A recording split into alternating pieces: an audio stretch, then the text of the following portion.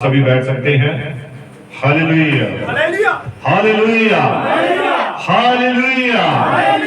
तो एक बार फिर से नए साल की आप सभी को पहले सप्ताह की बहुत बहुत मुबारक हो। आपको शुभकामनाएं हैं कि इस नए साल के 2024 पहले सप्ताह में आप सभी ने इतनी ठंड में एक नया जोश दिखाया है और आपने ये किसी मनुष्य को नहीं बल्कि अपने खुदा को दिखाया है। Hallelujah hallelujah. और जैसा कि दीक्षा गवाही दे रही थी और मेरे मन में भी यही काफी दिनों से एक बोझ चल रहा है कि प्रभु यीशु मसीह अपने लोगों के ऊपर अपने पवित्र आत्मा को उंडेल दे। और मैं ये विश्वास करता हूं कि ये नया साल, ये नया वर्ष हम सभी के लिए एक नई आशीष, एक नई बरकत, एक नया आत्मा लेकर आए। हालेलुया। और हम मसीह में पूरी ईमानदारी के साथ चलने वाले बन जाएं। मैं ये दुआ करूंगा। Hallelujah hallelujah. और सभी ने इस कोशिश में रहना है, दिन रात दुआ करनी है कि प्रभु यीशु मसीह अपने पवित्र आत्मा के वरदान हमारे ऊपर जरूर उंडेले। और जब आप मांगते हैं तो प्रभु देता भी है, क्योंकि वो देने में सामर्थी है। तो इसीलिए हमने मांगना क्या है, हमने सबसे पहले अपने खुदा से पवित्र आत्मा के वरदान, पवित्र आत्मा के बोलो फल और पवित्र आत्मा के गुण मांगने हैं।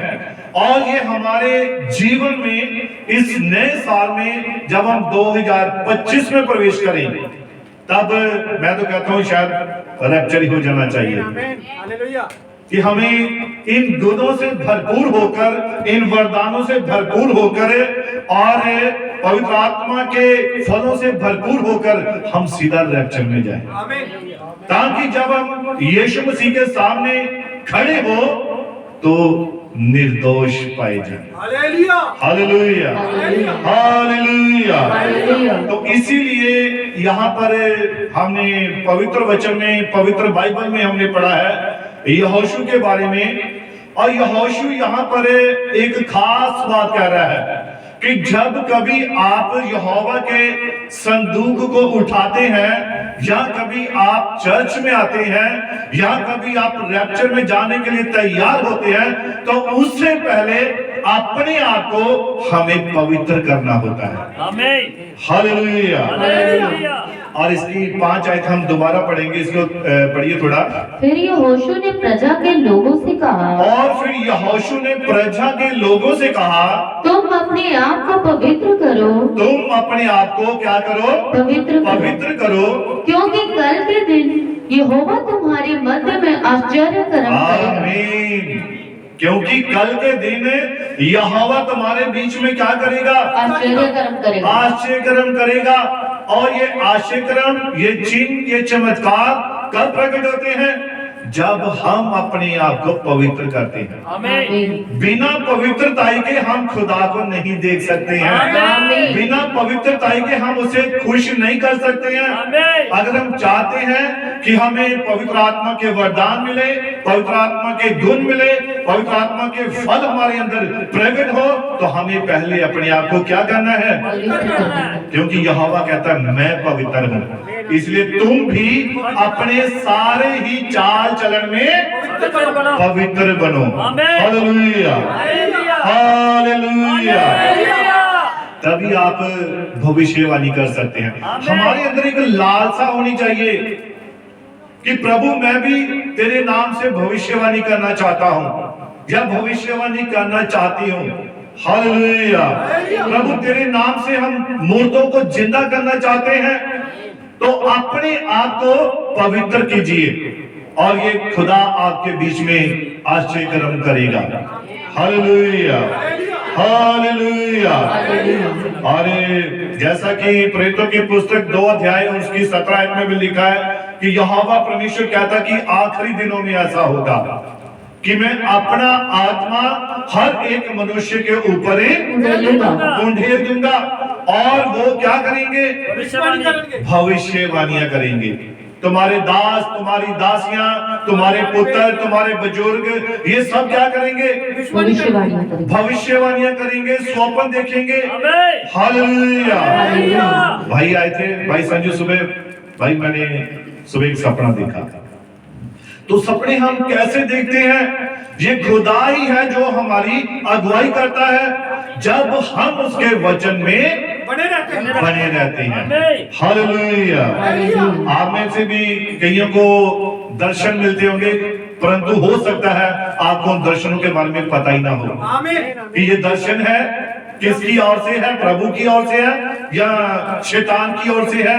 हो सकता आप भी स्वप्न देखते हो सकता आपके अंदर पवित्र आत्मा काम करता हो, लेकिन आप उन बातों को पहचान नहीं पाते हैं। आमीन। तो इसीलिए अगर हम पहचानना चाहते हैं तो हमें बाइबल को पढ़ना पड़ेगा। आमीन। हमें अपने आप को पवित्र करना पड़ेगा। हालेलुया। इसीलिए यहोशू ने याजकों से कहा, वाचा का संदूक उठाकर प्रजा के आगे आगे चलो। तब वे वाचा का संदूक उठाकर आगे आगे चले। और 7 आयत में, तब यहोवा ने यहोशू से कहा, आज के दिन से मैं सब इस्राएलियों के सम्मुख तेरी प्रशंसा करना आरंभ करूंगा, जिससे वे जान ले कि जैसे मैं मूसा के संग रहता था वैसे ही मैं तेरे संग भी हूं। हालेलुया। जब आपके बीच में, कलीसिया के बीच में चमत्कार होंगे, बड़े बड़े चिन्ह होंगे, तो इससे आप ये मालूम कर लेंगे कि खुदा हमारे साथ है। आमीन। चंगा करना किसका काम है? प्रभु यीशु का काम प्रभु यीशु मसीह का काम है। आमीन। तो बीमार करना किसका काम है? है। ये शैतान का काम है। तो जब हम चंगे होते हैं, हमारे जीवन में कोई आशीष मिलती है, तो इससे हमें मालूम होता है कि ये खुदा की ओर से। आमीन। हालेलुया। हालेलुया। तो इसलिए अब ये जो आयत हमने पढ़ी है, इसमें से एक छोटा सा मैं विषय लेना चाहता हूं जो हमारे यूके नबी भाई विलियम मैरियन ब्रैनम ने इस संदेश को प्रचार किया है। और ये संदेश का नाम है, पढ़ो, फैसले के परिणाम। फैसले का परिणाम, है ना। और फैसले का परिणाम कब आता है? आखिर में, जब सब चीजें खत्म हो जाती हैं, अंत पर आ जाती हैं, खत्म होने के कगार पर आ जाती हैं, उस वक्त एक फैसले की घड़ी होती है। हालेलुया। उस वक्त उन सारे कामों का, उन सारी बातों का एक फैसला होता है। जैसे कि हम सभी जानते हैं कि एंड टाइम मैसेज, अंत समय का संदेश, ये अंत समय में है। तो अभी सारी बातों का क्या होना है? न्याय होना है। हालेलुया। और हमारे युग के नबी ने कहा कि हर एक बात का न्याय होगा, चाहे वो बातें गुप्त की है, अंधेरे की है, चाहे वो रोशनी की है या उजियाले की है, हर एक बात का फैसला किया जाएगा। हालेलुया। तो इसलिए नबी ने ये संदेश प्रचार किया है, फैसले का परिणाम। अब आप पेपर देते हैं तो इसका परिणाम आता है। सारा साल बच्चे मेहनत करते हैं, पढ़ाई लिखाई करते हैं, और साल के अंत में फिर क्या होता है? बच्चों के एग्जाम आ जाते हैं। फैसले की घड़ी, सारे साल में क्या पढ़ा, क्या लिखा, क्या सुना, ये सब अब आपको पता लग जाएगा। इसी प्रकार से मनुष्य ने अपने जीवन भर में, जब से वो पैदा हुआ तब से उसने जो जो काम किए, चाहे वो अच्छे चाहे वो बुरे, हर एक काम का उसके फैसले की घड़ी आ पहुंची है। हालेलुया। अब नबी कहता है कि रिजल्ट ऑफ द डिसीजन, फैसले का जो परिणाम है, अब शैतान के पास सामर्थ होती है। कितने जानते हैं इस बात को? आमीन। शैतान के पास भी सामर्थ है। नबी कहता है विश्वास की भी सामर्थ है, और परमेश्वर की सामर्थ और निर्णय लेने की भी सामर्थ होती है। ये सारी चीजें एक एक्यूरेसी में है, सिद्धता में है। कि हर बात का एक समय होता है। हालेलुया। और यहाँ पर यहोशुआ ने जिसको नए जवान को, एक नौजवान को, इजराइल के फौजी अगुए के लिए एक क्या ही शानदार वायदा था। और ये खुदा इसे वायदा दे रहा था, जैसे मैं मूसा के संग था वैसे ही अब मैं तेरे संग भी रहूंगा। Hallelujah, hallelujah. और नबी कहता है कि ये एक भविष्यवक्ता था और मूसा का उत्तराधिकारी था। ये मूसा का पुत्र नहीं था, जैसा कि आजकल बहुत बार क्या होता है कि गद्दी के हिसाब से काम चलता है। लेकिन यहोशुआ मूसा का पुत्र नहीं था, ये खुदा का एक चुना हुआ जन था। इसे तो खुदा ने ही अपने काम के लिए चुना था। हालेलुया। तभी मूसा को खुदा ने कहा कि मेरा जो आगे जो उत्तराधिकारी है वो कौन है? वो यहोशुआ है। हालेलुया। तो चौन जो है, जो चुनाव होता है वो खुदा का होता है। मनुष्य के सारे चुनाव, मनुष्य की सारी बातें फेल हो सकती हैं, लेकिन खुदा का निर्णय कभी फेल नहीं हो सकता है। Hallelujah, hallelujah. और नबी कहता है कि एक जो प्रोस्पेक्टर होता है, प्रोस्पेक्टर आप जानते हैं कि ये वो होते हैं जो भूमि में से, जमीन में से बहुमूल्य रत्नों को खोदते हैं। कितने जानते हैं इसके बारे में? प्रोस्पेक्टर जो होते हैं, जो आपने देखा होगा कि लोग जाते हैं, जो जिनके पास लाइसेंस होता है वो जमीन को खोदते हैं और वहां से हीरे या कोई जवाहरात या कोई ऐसे कीमती पत्थर उन्हें निकालते हैं। तो नबी कहता है कि मैं एक प्रोस्पेक्टर के समान अपने आप को समझता हूं। और मुझे कहां पर खोदना अच्छा लगता है? कहता मुझे निर्गमन की पुस्तक में खोदना अच्छा लगता है। जो बाइबल में निर्गमन की पुस्तक है, कहता जब भी मैं इसे पढ़ता हूं, खोदने का मतलब है पढ़ना, बाइबल को खोलना, फिर उसको खोदना, उसमें से वचन निकालना, उसमें से अपने लिए आशीष को, बरकत को, अपनी कलीसिया के लिए, अपने लोगों के लिए उन आशीषों बरकतों को खोद कर निकालना, दुआ करनी, प्रार्थना करनी, विश्वास में, सामर्थ में आगे बढ़ना। नबी कहता है जब भी मैं निर्गमन की पुस्तक को पढ़ता हूं, इसमें से मुझे बहुत सारे, अगर कोई हीरा मिलता है, जवाहरात मिलता है, तो कहता है उसको क्या किया जाता है? जब उसे तराशा जाता है, जब उसे तराशा जाता है, तो हर एक वो पत्थर, हर एक वो जो कीमती वस्तु है, वो जब तराशी जाती है तो उसमें से मसीह नजर आता है। क्योंकि बाइबल में आप कोई भी आयत, कोई भी वर्सेस ले लेंगे, ये मसीह की ओर ही आपका ध्यान करेंगे।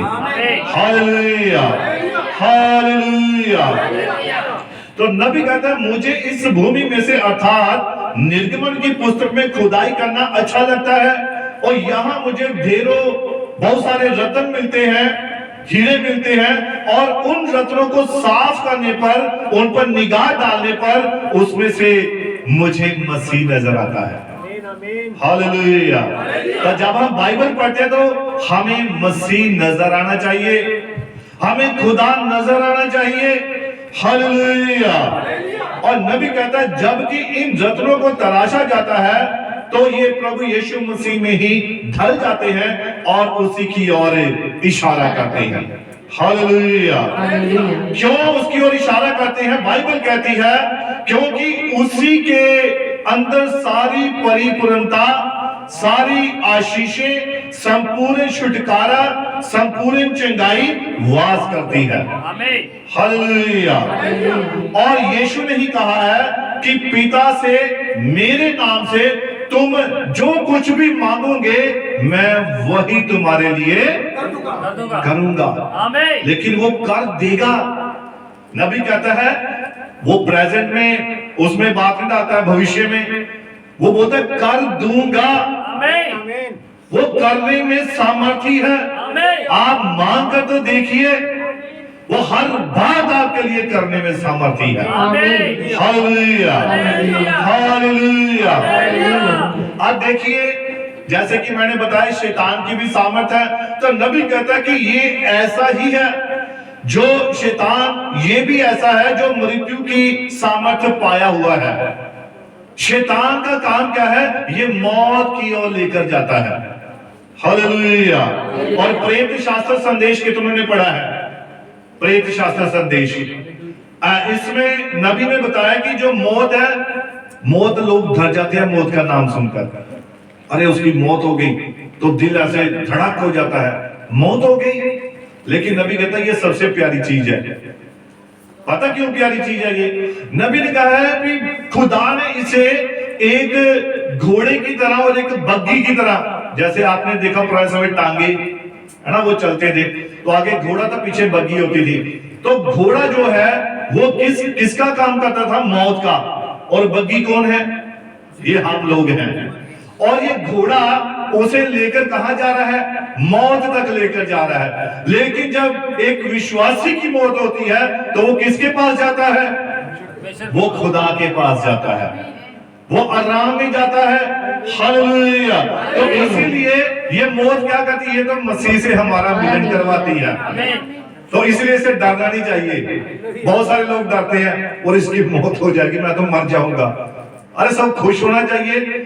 अगर एक पौलुस क्या कहता है कि जीना मेरे लिए मसीह और मरना लाभ है।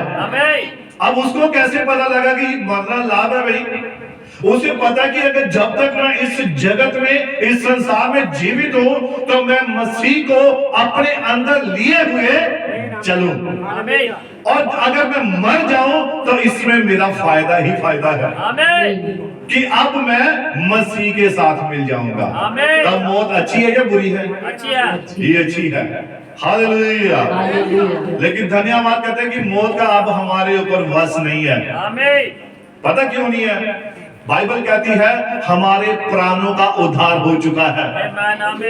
हमारे प्राणों का उद्धार हो चुका है। हम कहां पहुंच चुके हैं?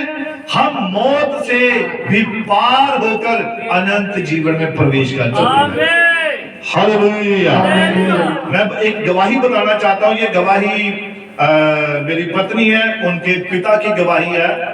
और उन्होंने आज से काफी समय पहले, शायद ये 1975 की बात है, उन्होंने एक किताब लिखी थी और उस किताब का जो नाम था वो था आप, पंजाबी में, आप अभी भी पापी हो।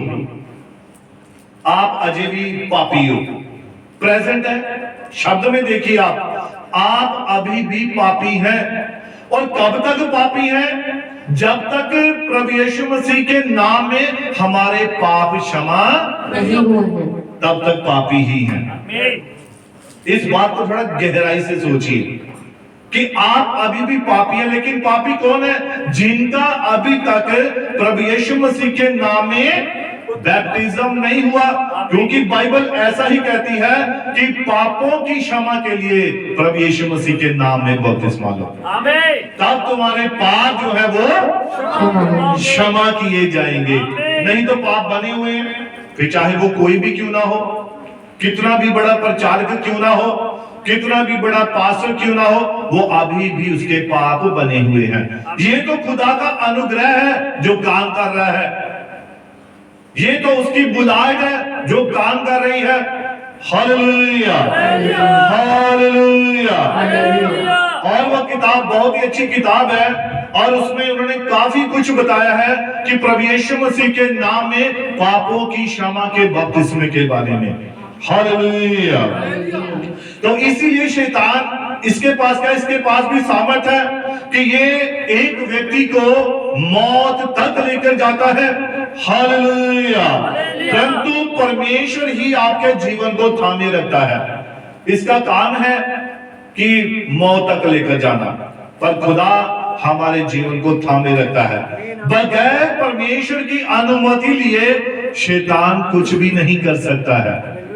हालेलुया। अब देखिए जिंदगी के बारे में, आप अपनी जिंदगी के बारे में ध्यान से विचार कीजिए, सोचिए।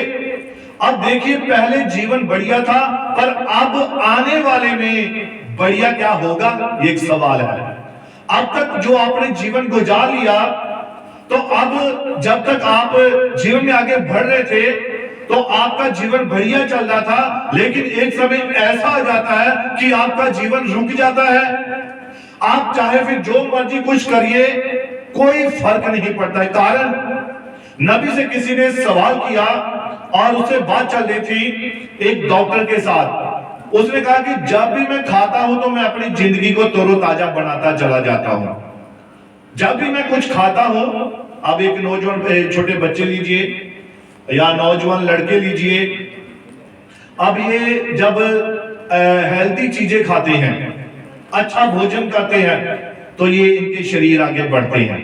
वो भोजन क्या करता है? वो भोजन इनके शरीर में जाता है, लहू बन जाता है और इन्हें ताकत देता है और इनके शरीर को बढ़ाता है। और ये वो चीज जो भी ये खा रहे हैं, ये इनके जीवन में क्या करती है? फलवंत होती जाती है। Hallelujah, hallelujah. और नबी कहता है ठीक है। डॉक्टर बोला आपका भोजन खून में बदल जाता है और आप नई कोशिकाएं बनाते हो और नई रुधिर कोशिकाएं बनती है और आप दिन पर दिन बच्चे बड़े होते जाते हैं जब वो हेल्दी भोजन करते हैं। अब सवाल है, नबी कहता है जब मैं 16 साल का था तो मैंने आलू खाए, मैंने फलियां खाई, मक्के की रोटी खाई। जब भी मैं खाता हूं तो शरीर को मैं तरोताजा बनाता जाता हूं और मुझे महसूस होता है कि मैंने खाना खाया, मैंने रोटी खाई और मुझ में कुछ ताकत आई है। हालेलुया। पर नबी कहता अब मैं बूढ़ा हूं और वही खा रहा हूं पर कोई फर्क नहीं पड़ रहा है। अब बुढ़ापे में देसी घी खाने के लिए दे दिया जाए तो क्या वो उसे ताकत देगा? नहीं, बीमार करेगा, बीमार कर देगा। चाहे उसे आप बादाम दीजिए, कोई भी ताकतवर चीज दीजिए, उससे कोई भी फर्क नहीं पड़ेगा। ये एक उम्र है, एक टाइम है, एक समय है। तो वैसे ही नबी कह रहे हैं कि जब मैं बूढ़ा हो गया हूं और वही कुछ खा रहा हूं, जब मैं आज 16 साल का था तो मैं हेल्दी चीजें खाता तो मुझे ताकत मिलती थी और आज भी मैं वही चीजें खा रहा हूं लेकिन आज ताकत नहीं मिल रही है। कारण क्या है? जब बूढ़े हो गए, आप ऐसे समय में आ गए, आप ताकतवर चीजें खाते पर अब ताकत। तो ये उसको उदाहरण दी कि आप एक पानी का गिलास जब लेते हैं तो आप उसे भरिए, तो उसे आप जब भरते, जब तक गिलास खाली है पानी उसमें जाता रहेगा। और एक समय आता है कि आप पानी डालते जाते हैं, जब गिलास भर जाता है पानी डालते जाते हैं तो पानी कहां जा रहा है? बाहर आता है, पानी तो बाहर जा रहा है। हालेलुया। यही स्थिति उस वक्त होती है, फिर आप चाहे कुछ भी क्यों ना खाते हो, वो चीज आपको कोई ताकत नहीं दे रही होती है क्योंकि आप भर चुके हैं। Hallelujah, hallelujah. तो इसीलिए नबी कहता है कि जो खुदा है, प्रभु यीशु मसीह है, वो आपके लिए क्या करता है? वो आपके लिए अपना वचन भेजता है, अपना कलाम भेजता है, जो आपको फिर से क्या करता है? तरोताजा करता जाता है। ये तो खुदा का कलाम है, खुदा का वचन है जो हमेशा ही आपको तरोताजा करता है। भोजन खाते हैं, एक समय में हम खत्म हो जाते हैं। खत्म हो जाते कहने मतलब कि हम पेट भर जाता है बस, लेकिन ये वचन है, आप जितना खाएंगे जी आपको तरोताजा करता जाएगा। Hallelujah, hallelujah. हम जानते हैं कि प्रभु हमारा प्यार करने में, प्रेम करने में महान है और उसका प्रेम असीम है, कभी ना खत्म होने वाला यीशु मसीह का प्रेम है। और कई बार वो इसकी उदाहरण चरवाहे के साथ देता है। हालेलुया। तो मैं चाहता हूं कोई भाई यहां पर आएगा और भाई सुनील वो आ जाएंगे, अगर यहां पर है तो या और कोई भाई आ सकता है। हिंदी में पढ़ना है। हाँ, साहिल माइक ले लीजिए।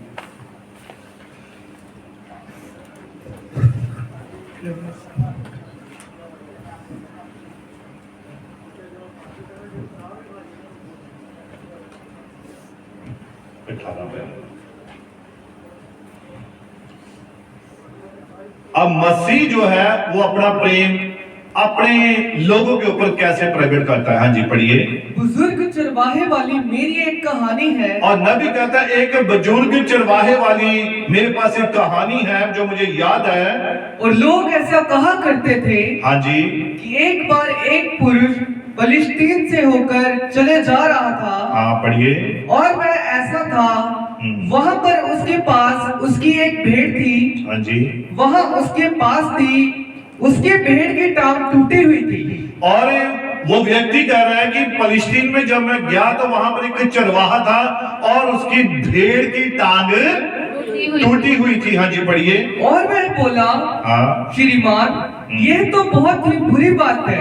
और उसने उससे कहा, चरवाहे से कहा कि भाई साहब ये तो बड़ी ही बुरी बात है कि आपकी भेड़ की जो टांग टूटी हुई है। हाँ जी पढ़िए। बोला, मैं सोचता हूँ कि आपकी भेड़ ने अपनी टांग तुड़वा ली थी। और उस व्यक्ति ने कहा कि मैं ये सोचता हूँ, मुझे लगता है कि आपकी भेड़ ने ये टांग तुड़वा ली है। लेकिन उसने क्या जवाब दिया, पढ़िए। कहा, नहीं, मैंने ही इसे तोड़ डाला था। परंतु चरवाहे ने क्या जवाब दिया, नहीं, इसकी टांग को मैंने ही तोड़ा है। अब वो व्यक्ति का रिएक्ट क्या था? क्यों? हाँ। वह बोला, तुम तो बड़े ही बेरहम दिल वाले चरवाहे हो। क्यों? तुम तो बड़े ही बेरहम निर्दयी चरवाहे हो, अपनी भेड़ की टांग खुद तोड़ दी। हाँ जी पढ़िए।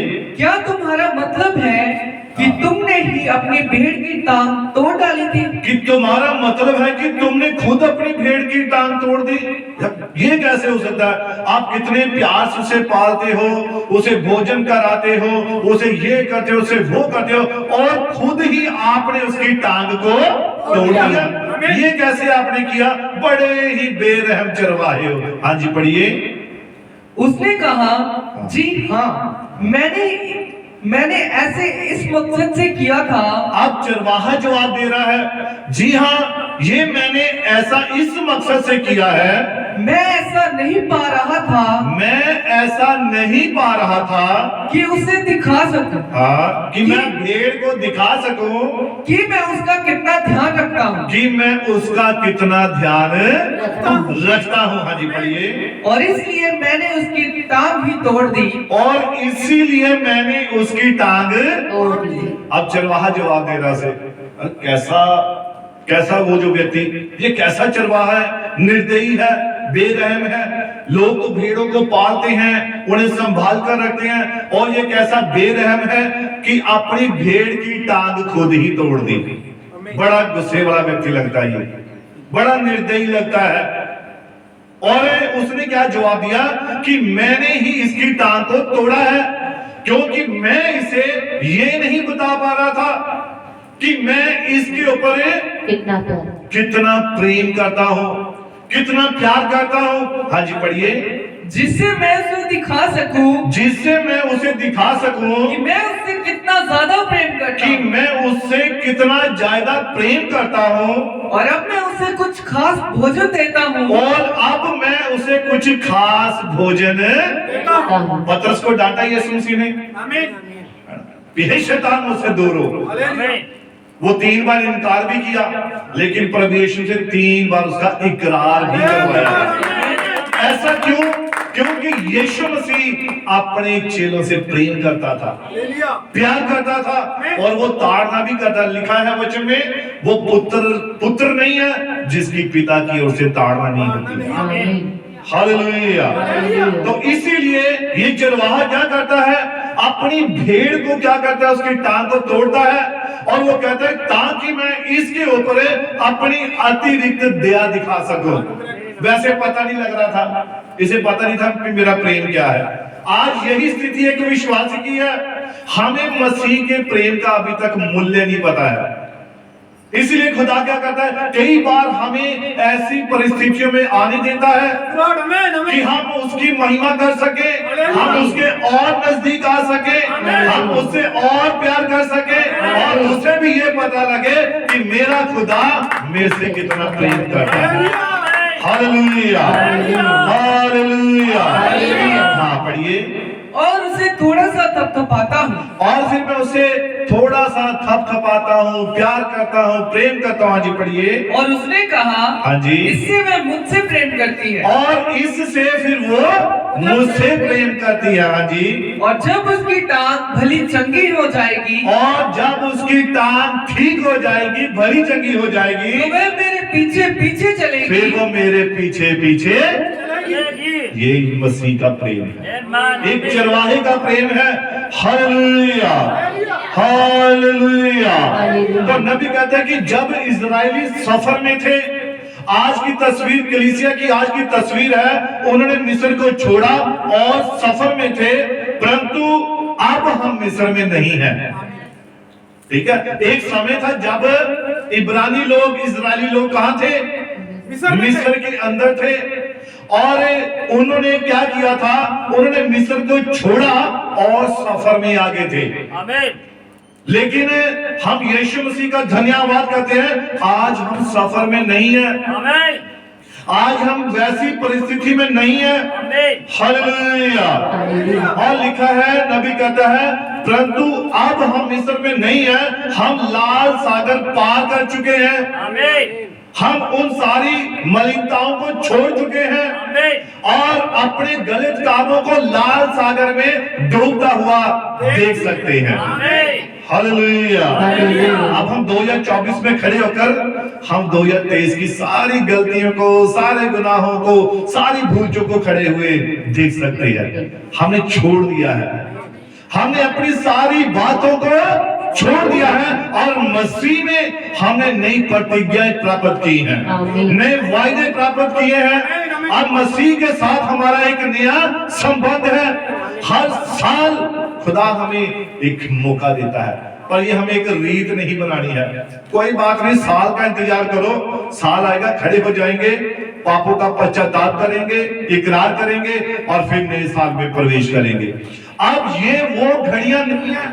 हम मिस्र में से लाल सागर को पार कर चुके हैं, मिस्र में से निकल चुके हैं। उन सारी मलिनताओं को, उन सारी बातों को, उन सारी गलत कामों को हम छोड़ चुके हैं। अब हम किनारे पर आ पहुंचे हैं। हालेलुया। और जब हम प्रतिज्ञा किए हुए देश के पास पहुंच जाते हैं, यही फैसले की घड़ी होती है। अब हम कहां पर हैं? रैप्चर के बिल्कुल नजदीक है। दुल्हन को पता है रैप्चर होने वाला है। हम फैसले की घड़ी पर हैं कि हमने पीछे मुड़ना है या अब हमें आगे बढ़ना है। Hallelujah, hallelujah. इसलिए अब हम मिस्र से निकल चुके हैं और आगे बढ़ चुके हैं। आप बपतिस्मे को देख सकते हैं, प्रतिज्ञा किए देश की तुलना को देखिए। आप अब कहां पर हैं? उस प्रतिज्ञा किए हुए देश के किनारे पर हैं। जैसे यहोशू बता रहा था, ये कनान में प्रवेश करने वाले थे, ये किनारे पर थे, बॉर्डर पर थे, लेकिन बॉर्डर के पार करने से पहले यहां पर एक फैसले की घड़ी थी, अपने आप को पवित्र करना, अपने आप को शुद्ध करना। क्योंकि अब खुदा क्या करने वाला था? खुदा हमारे बीच में बड़े बड़े चिन्ह चमत्कारों को प्रकट करने वाला था, और ये तभी प्रकट होंगे जब हम पवित्रताई में होंगे। Hallelujah, hallelujah. और लिखा है कि यहाँ फलस्तीन में लोग कहते हैं ये स्वर्ग के साथ इसकी तुलना की गई है, कनान देश की, है ना। बाइबल के बीच में लिखा, नबी कहता है कि लोगों ने कनान की तुलना किससे कर दी? स्वर्ग से कर दी, कि हम स्वर्ग में जाने वाले हैं। कनान स्वर्ग नहीं है। नबी कहता है ये फलस्तीन में जितने युद्ध हुए, अब कनान कहां पर था? फलस्तीन देश में था। और उस देश में जाने पर वहां पर क्या हुआ था? बहुत सारी लड़ाइयां लड़ी गई थी। एक एक इंच जमीन को प्राप्त करने के लिए उन्हें बड़े बड़े युद्ध करने पड़े थे। आप एक छोटी सी अपनी आशीष को पाते हैं तो आपको कितना जोर लगाना पड़ता है, सारी रात दुआ करनी पड़ती है, सारी रात प्रार्थना करनी पड़ती है, बाइबल को पढ़ना पड़ता है, तब जाकर आपकी एक छोटी सी विश पूरी होती है। ऐसा ही होता है। तो आप देखिए भी, स्वर्ग में जाना है, रैप्चर में जाना है, तो कितना हमें इसके लिए संघर्ष करने की जरूरत है, एक दुनियावी छोटी सी आशीष को पाने के लिए रात भर हमें दुआ करनी पड़ती है, उपवास में बैठना पड़ता है, तो स्वर्ग में रैप्चर में जाने के लिए हमें कितना कुछ नहीं करना पड़ेगा। Hallelujah, hallelujah. इसीलिए नबी कहता है कि स्वर्ग में युद्ध और लड़ाइयां नहीं होती हैं। अगर उसकी तुलना स्वर्ग से की जा रही है तो स्वर्ग में कोई लड़ाई झगड़ा नहीं है। बाइबल तो कहती है, प्रकाशित वाक्य में लिखा है कि वहां तो आंसू भी नहीं होंगे, वहां ना रोग होगा, ना कोई बीमारी होगी, वहां तो सूर्य की भी लोड़ नहीं है, क्योंकि यीशु मसीह वहां खुद सूरज है। हालेलुया। वहां पर हमें किसी चीज की, किसी भी वस्तु की चाहत नहीं होगी, सिर्फ हम पवित्र पवित्र पवित्र, ये जय घोष वहां होता रहेगा, ये नारा वहां चलता रहेगा। हालेलुया। इसीलिए हमें क्या करना है, अब हमें अपने आप को पवित्र करना है, और कनान में, यानी कि जो स्वर्गीय देश की तुलना है, लेकिन उन्हें इसी कनान को कहते हैं स्वर्ग है भाई, अगर यहां प्रवेश कर गए तो स्वर्ग में प्रवेश कर गए। लेकिन ये एक प्रकाशन है। अगर कनान है, कनान में लिखा है मधु की और दूध की धाराएं नदियां बहती हैं। तो ये तो आज तक कहीं पर देखा नहीं गया भाई, मैंने नहीं देखा। लेकिन ये मधु और दूध की धाराएं क्या है? ये है एक आपकी धार्मिकता, ये आपका विश्वास, प्रेम है, प्रेम से बहती हुई धार्मिकता, प्रेम से भरा हुआ मसीह का प्रेम, ये वो धार्मिकता है जहां हमने प्रवेश करना है। Hallelujah, hallelujah. 21 पैरा पढ़ेंगे इसका। हम बिल्कुल भी मिस्र में नहीं हैं, और नबी कहता है कि हम बिल्कुल भी मिस्र में नहीं हैं, हम अपने डेरे उखाड़ चुके हैं, और हम अपने डेरे उखाड़ चुके हैं, और उन्हें छोड़ चुके हैं, और उन्हें क्या कर चुके हैं? छोड़ चुके हैं। हाँ जी, पढ़िए। और हम लाल सागर अर्थात प्रभु यीशु के लहू में से होकर पार आ चुके हैं। हाँ जी, पढ़िए। और हम जीवन की सारी पुरानी आदतों और कार्यकलापों को डूबते हुए देख चुके हैं, और हम अपने सारे कामों को, पिछले सारे कामों को, गलत कामों को समुद्र में डूबते हुए देख सकते हैं। आमीन। आप खड़े होकर देखिए, ध्यान दीजिए कि आप लाल सागर पार कर चुके हैं, और वहां देखिए वो मैंने यहाँ पर गलत काम किया, सब उसमें डूब रहा है, मेरी ये बात वहां डूब रही है, लेकिन जो अच्छी चीजें हैं, अच्छे काम है, वो सब आपके इस पुस्तक में लिखे जा रहे हैं। हालेलुया। तो हमने अपनी प्रतिज्ञाओं को लेना है, अपने वायदों को लेना है जो खुदा ने हमारे साथ किए हुए हैं। हालेलुया। और नबी कहता है कि इस यात्रा की 3 अवस्थाएं थी, और हम तीसरे में प्रवेश करने जा रहे हैं। कितने जानते हैं इस बात को? अब हम तीसरे में, तीसरा निर्गमन होने जा रहा है। हालेलुया। अब तीसरा निर्गमन सीधा, तो बाइबल कहती है उनके बहुत सारे निर्गमन, छोटे छोटे बड़े निर्गमन हुए थे। ये छोटे छोटे निर्गमन, पता क्या है निर्गमन का मतलब? क्या होता है? कूच करना, छोड़ना, अपने तंबू उखाड़ लेने, आगे बढ़ना, इसे कहते हैं निर्गमन। अब नबी कहता है, बाइबल कहती है कि उनके छोटे छोटे बहुत सारे निर्गमन हुए थे। आज एक विश्वासी की जिंदगी में बहुत सारे छोटे छोटे निर्गमन कूच होते हैं। पता वो क्या है? अपनी मर्जी को छोड़ना, अपनी बातों को, गलत बातों को छोड़ना, और मसीह में आगे बढ़ते जाना। हालेलुया। ये निर्गमन है। आप सोच लीजिए कि हमने सब वो बात एकदम निर्गमन कर लिया है, और कहां चुके हैं? 24 में।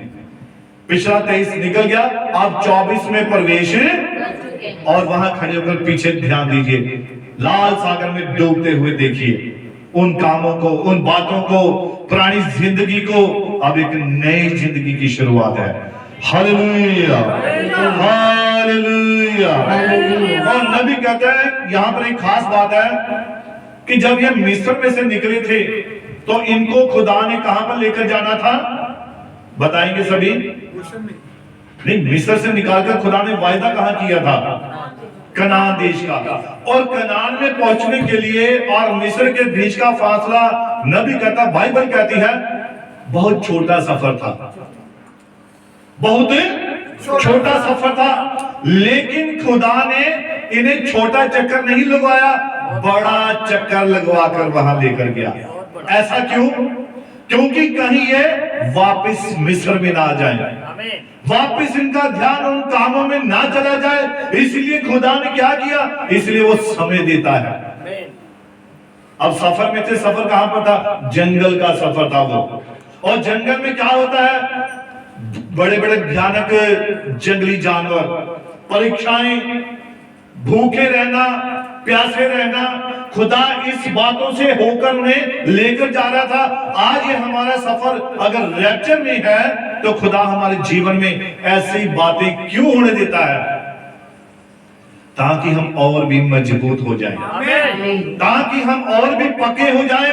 हमें पता है कि अब हम अपने पुराने स्वभाव को छोड़कर आगे बढ़ते जा रहे हैं, क्योंकि हमें विश्वास है कि हम प्रतिज्ञा किए हुए देश में अवश्य पहुंचेंगे। Hallelujah, hallelujah. और इसको 22 पढ़िए। और लिखा है कि इसका सफर इतना लंबा हो गया था कि 40 साल लगे थे। सफर 3 दिन का था, लेकिन पहुंचने में कितने साल लग गए? 40 साल। कहां 3 दिन का सफर, छोटा शॉर्टकट रास्ता था। खुदा चाहता वहां, अब भी खुदा अभी रैप्चर अभी भी कर सकता है, 1 मिनट में कर सकता है। उसके लिए कोई भी काम मुश्किल नहीं है। ये मुश्किल है? कोई काम मुश्किल नहीं है। अभी भी अगर खुदा चाहे, मसीह चाहे, अभी रैप्चर हो सकता है। लेकिन अभी वो क्या चीज देख रहा है? हो सकता है हमारे जीवन में अभी भी कोई कमी हो, है ना? तो खुदा चाहता है, समय देता है। यहोशू कहता है अपने आप को क्या करो? पवित्र करो, क्योंकि खुदा आचरण करने वाला है। हालेलुया। तो यहाँ पर लिखा है कि वहां पर 40 वर्ष लगे और 20 लाख लोगों की भीड़ थी। और 20 लाख लोग जो इजरायली लोग थे वो वहां से निकले। और लिखा है उनके पास उस वक्त एक डॉक्टर था, और उसका नाम क्या था? डॉक्टर मूसा। मैं सोचा शायद डॉक्टर जीसस बोलेंगे। हाँ, डॉक्टर जीसस ही है, असल में मूसा के अंदर वही था। और लेकिन खुदा समय समय पर अपना एक डॉक्टर भेजता है ना? हर डॉक्टर हमेशा नहीं बना रहता है। जैसा कि इब्रानियों की पुस्तक में लिखा है कि हर साल याजक बदला जाता था। पुराने समय में एक रीत थी। क्यों बदले जाते याजक? अब याजक को भी अपने भी पापों की क्या क्षमा के लिए अंदर लहू लेकर जाना पड़ता था, और प्रजा के लोगों के लिए भी। लेकिन मसीह हमारा एक ऐसा महायाजक बन गया कि उसने किसी बछड़े का नहीं, किसी जानवर का नहीं, अपना ही लहू एक बार में दे दिया और सदा का महायाजक बन गया। अब मसीह हमारा महायाजक है। Hallelujah, hallelujah.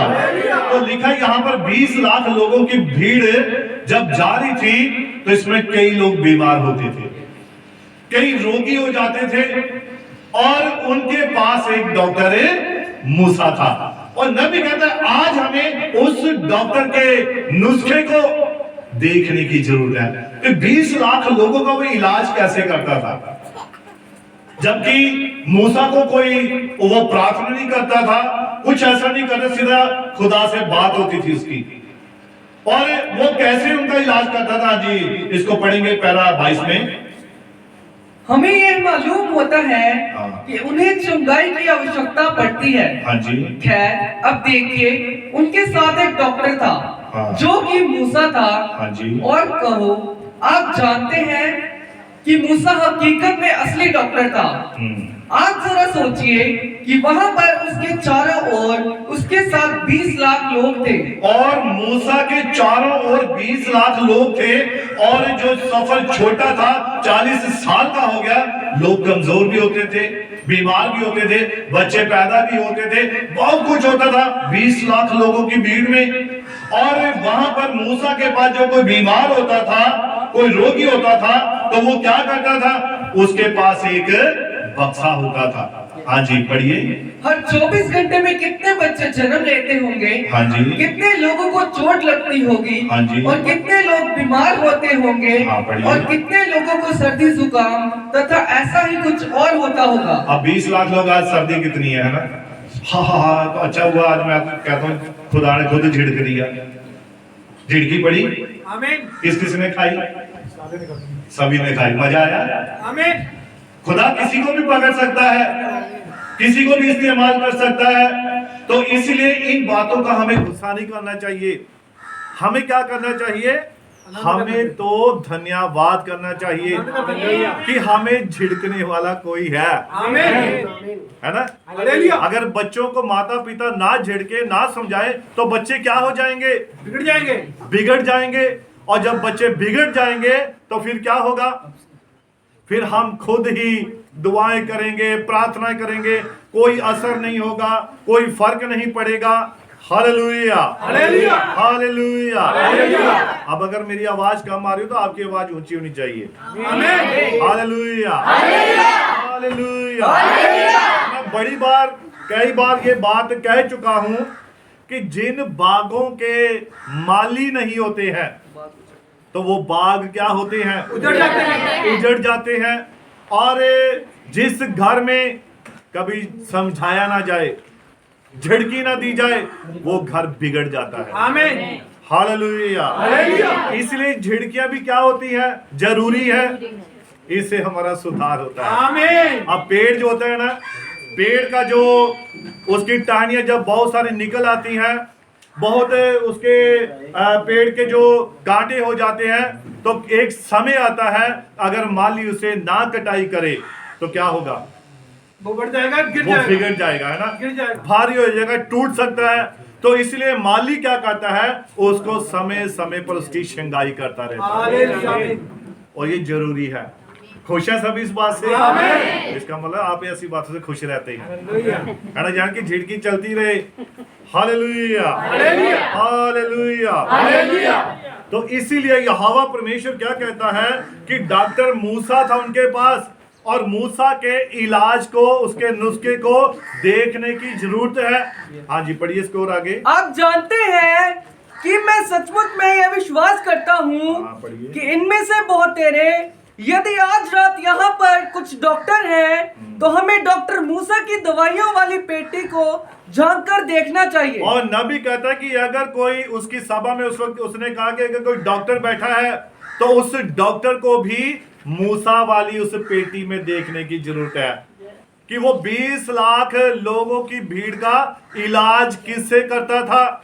उसके पास सारे रोगों की एक ही दवाई थी। आमीन आमीन। डॉक्टर के आप जाते हैं मेडिकल स्टोर में, अलग अलग दवाइयां, दिमाग की अलग, दिल की अलग, पेट की अलग, आंखों की अलग अलग शॉप्स हैं, दुकानें हैं, लेकिन मूसा के पास एक ही पेटी थी और सारी बीमारियों का, सारे रोगों का उस एक पेटी में इलाज था। और वो इलाज क्या था? जी पढ़िए। और यह मालूम करना चाहिए हाँ जी। कि सचमुच में उसके पास किस किस्म का उपचार था। और नबी कहता हमें पता करना चाहिए कि उसके पास किस किस्म का उपचार था, इलाज था। हाँ जी क्या पढ़िए। आप ऐसा नहीं सोचते हैं? हाँ जी वह 20 लाख लोगों के लिए चले जा रहा था। हाँ जी। और जब वे 40 साल का सफर करके वहां पर आए, हाँ। जब वे इसके बाहर आए तो वहां पर उनके बीच में एक भी दुर्बल कमजोर नहीं था। और जब उन्होंने 40 साल का सफर करके बाहर आए तो उनमें कोई भी रोगी नहीं था, कोई भी बीमार नहीं था। आमीन। कारण क्या था? उनके पास एक ऐसी दवाई थी जो उस बॉक्स में बंद थी। वो बॉक्स क्या है? ये है, आमीन आमीन। ये बाइबल है। ये वो बॉक्स है जो मूसा के पास था। और इसलिए यहोशू ने कहा कि इस बॉक्स को जो लेवी है वो अपने कंधे से क्या करें? ऊंचा करें, ऊंचा रखें। तो मैं भाई को गवाही बता रहा था, उस दिन हम जब अमृतसर में सभा लेने के लिए गए थे तो रास्ते में वहां पर सिख लोग कुछ जा रहे थे और उन्हें अपने उस ग्रंथ को अपने सर के ऊपर रखा हुआ था। तो मैं कह रहा भाई देखो कि इन्होंने जो काम बाइबल का था, खुदा के कलाम का, लेवियों का, वो काम और कर रहे हैं। उनका ग्रंथ उन्होंने ऊपर रखा, लेकिन हमारी बाइबल कहाँ होती है? कहाँ होती है? नीचे होती है ना, पैरों में। अभी मैं खड़ा कर दूं भी, खड़े होकर हम दुआ करेंगे तो सभी ने बाइबल नीचे रखनी है और खड़े हो जाना है। तो ये क्या है?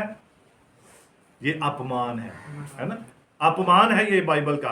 तो इसीलिए वहां पर मैं भाई को बता रहा था कि देखो बाइबल में जो कुछ भी लिखा है हमें उसे पूरा करना जरूरी है।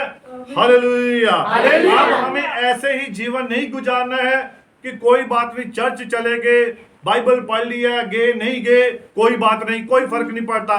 फर्क बहुत पड़ता है।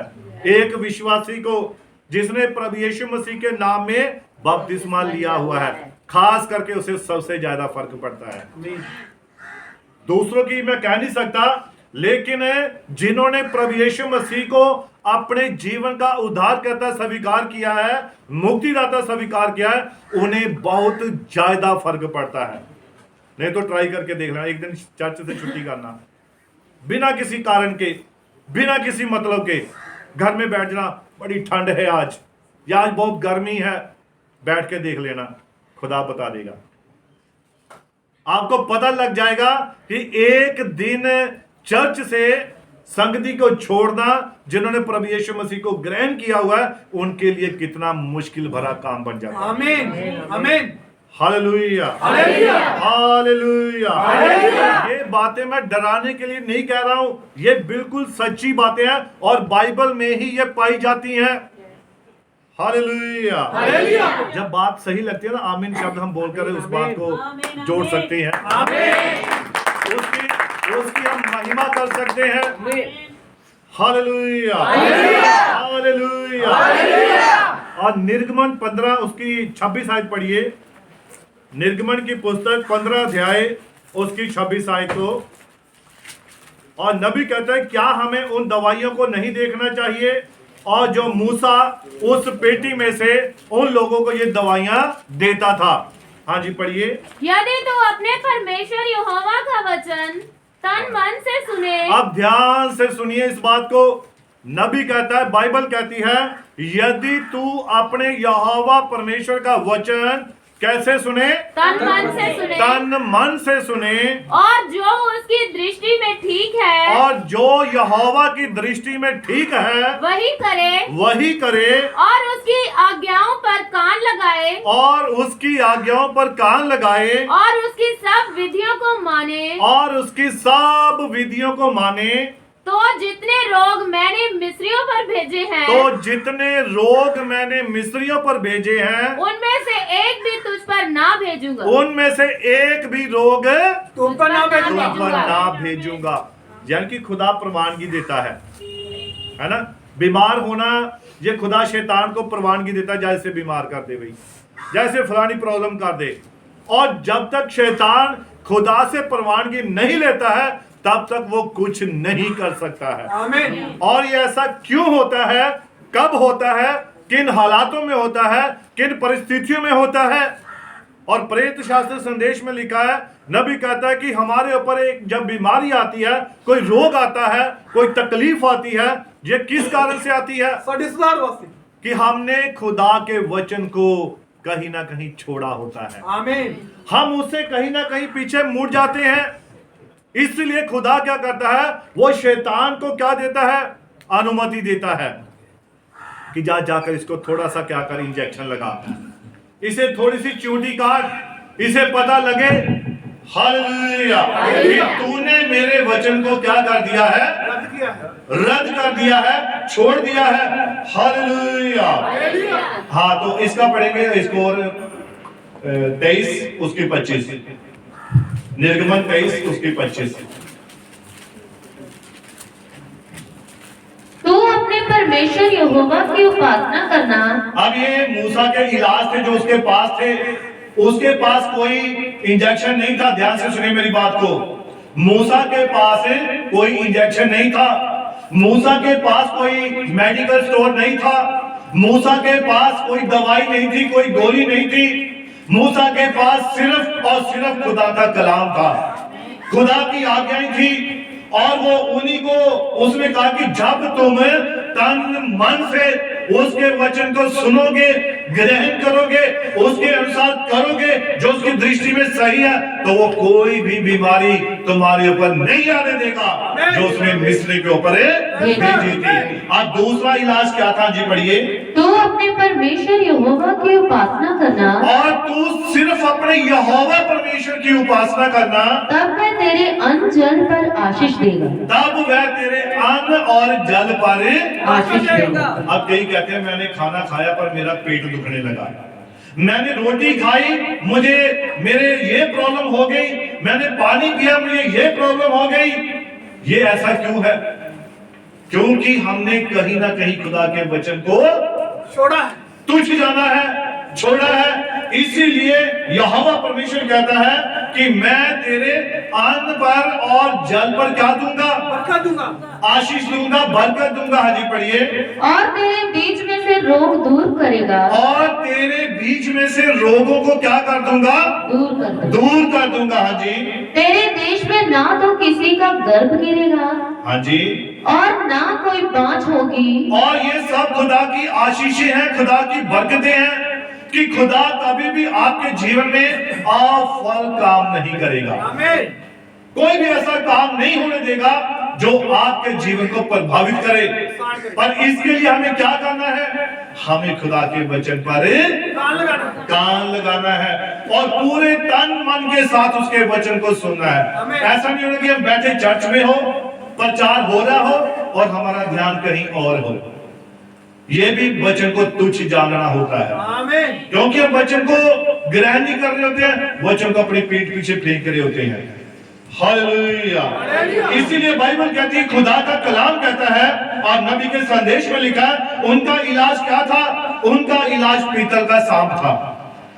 आप जानते हैं इजराइलियों का इलाज पीतल का सांप था। आमीन। और यहोवा परमेश्वर ने मूसा को क्या कहा? जब इजरायली मरने लगे और उनके लिए उसने एक पीतल का सांप बनाने के लिए कहा था।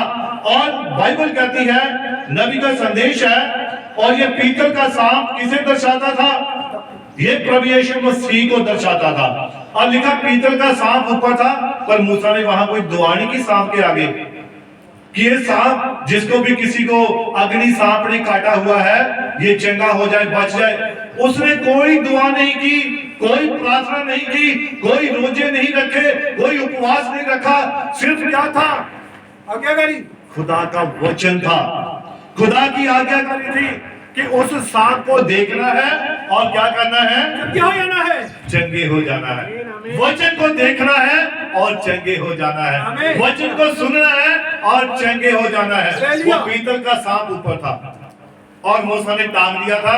अब जिसको भी वो अग्नि सांप काटते थे, विष वाले सांप काटते थे, तो क्या आता था? वो दूर से ही उस सांप को देखते थे जो खंबे के ऊपर पीतल का सांप लटकाया हुआ था। और जब वो देखते थे तो वो बच जाते थे। आज जब मसीह को क्रूस पर लटकाया गया, तो जब हम मसीह को क्रूस पर लटका हुआ देखते हैं तो हमारा उद्धार होता है, हमारे पाप क्षमा होते हैं, हमारे रोग, हमारी बीमारियां दूर हो जाती हैं, क्योंकि मसीह कहाँ है? खंबे पर लटकाया था, क्रूस पर लटकाया गया था।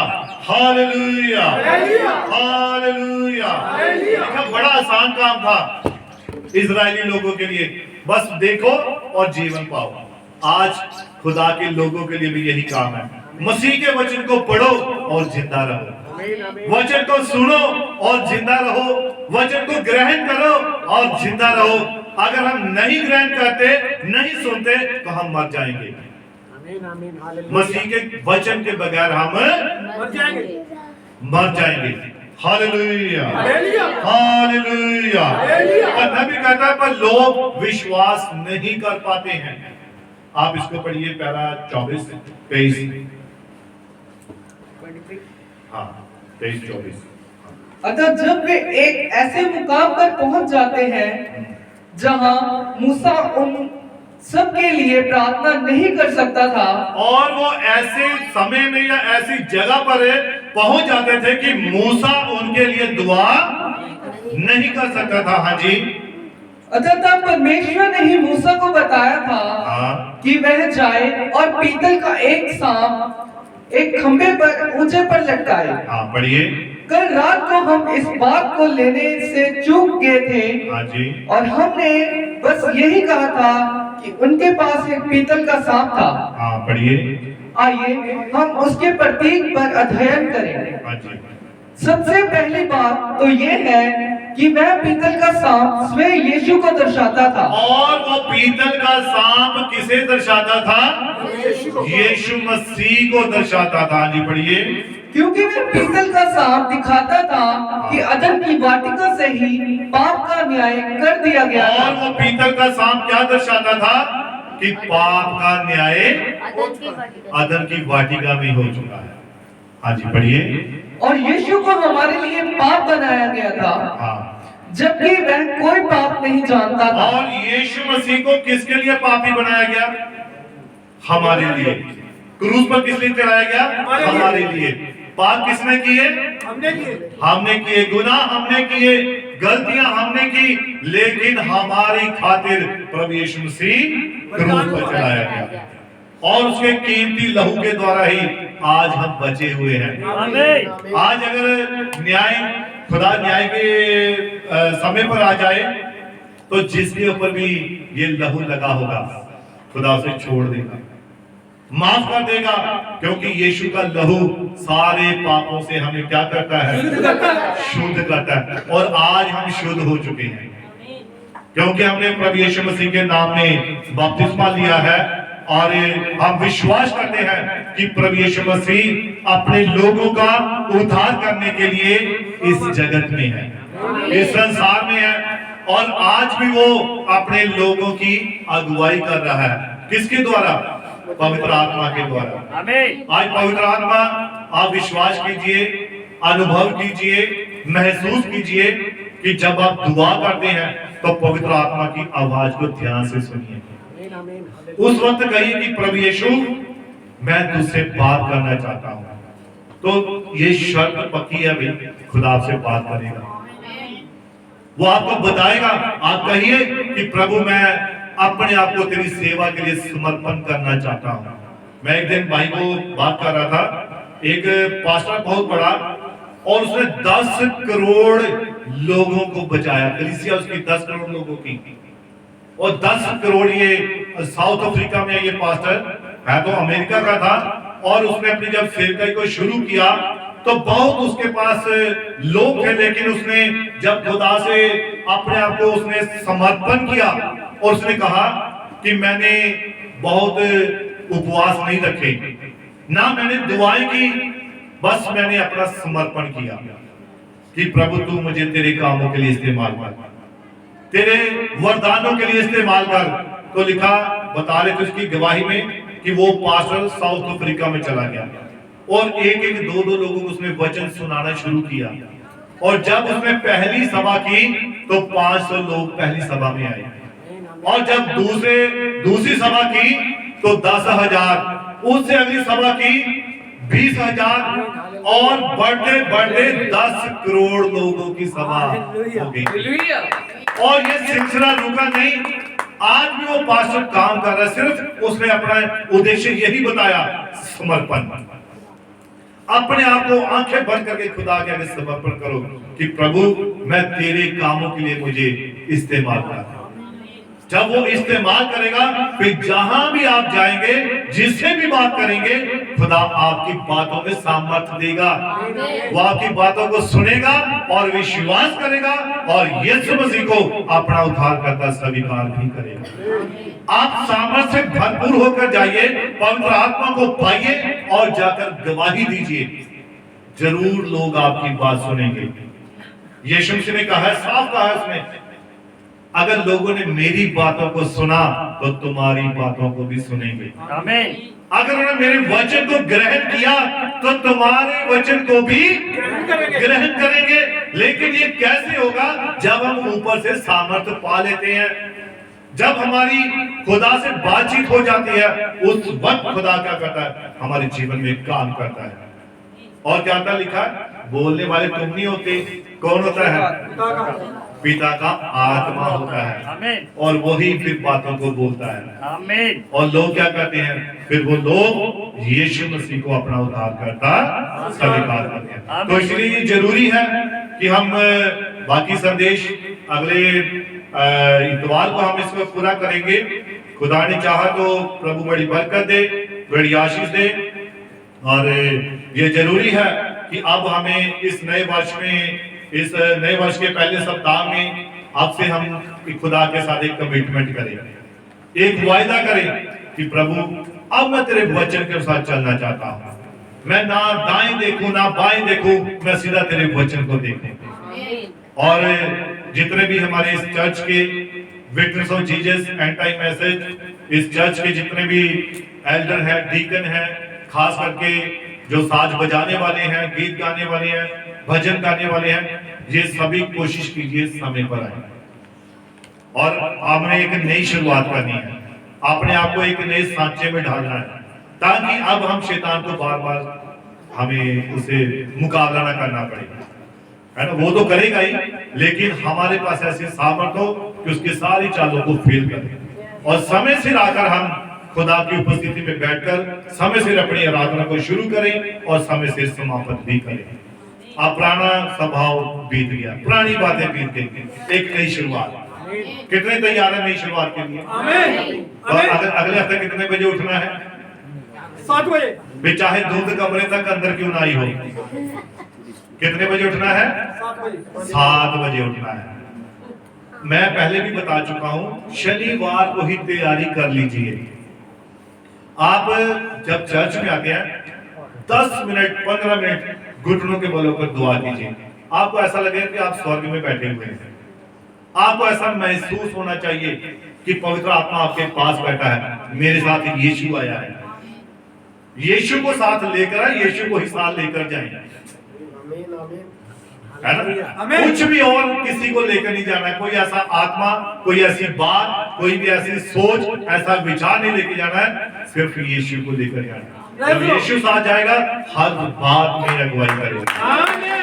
कभी भी हमारा मन व्याकुल नहीं होगा, कभी भी हमारे मन में कोई गलत विचार नहीं आएगा। एक खुशी के साथ आए और खुशी के साथ ही जाए। तो समय से रहना है सभी भाइयों ने, सभी बहनों ने। और शनिवार को तैयारी कीजिए, अपने कपड़े प्रेस कीजिए, बच्चों को तैयार कीजिए। खाना आपको पता भी यहाँ अगर नहीं है, जो भाई बहन दूर से आते हैं, और मैं बहन आज वो नहीं आए, बुजुर्ग बहन सिस्टर लीलो, वो शनिवार को ही आ जाते हैं, जिनके अंदर एक प्यास होती है ना। इतने बुजुर्ग हैं फिर भी वो कहते भी नहीं, मैं मिस नहीं करना चाहती चर्च, लेकिन फिर भी वो चर्च में शनिवार को आ जाते हैं। तो यही एक हमारे अंदर लालसा होनी चाहिए, खुदा के प्रति एक जोश होना चाहिए कि मसीह ही हमारे लिए सब कुछ है। अगर और कोई है तो मुझे बता दो, मैं क्लियर कर देता हूं उस बात को। अगर मसीह को छोड़ कोई और बात है कि हाँ भाई मसीह से बढ़कर ये बात हमारे लिए है, तो फिर हम क्लियर कर देंगे, है ना। मसीह से बढ़कर कोई भी नहीं है। लिखा माता पिता से भी बढ़कर मसीह है। उसी ने कहा कि मैं तुम्हें अनाथ ना छोड़ूंगा। अब माँ बाप से बढ़कर कोई नहीं होता है, औलाद से बढ़कर कोई नहीं होता है ना।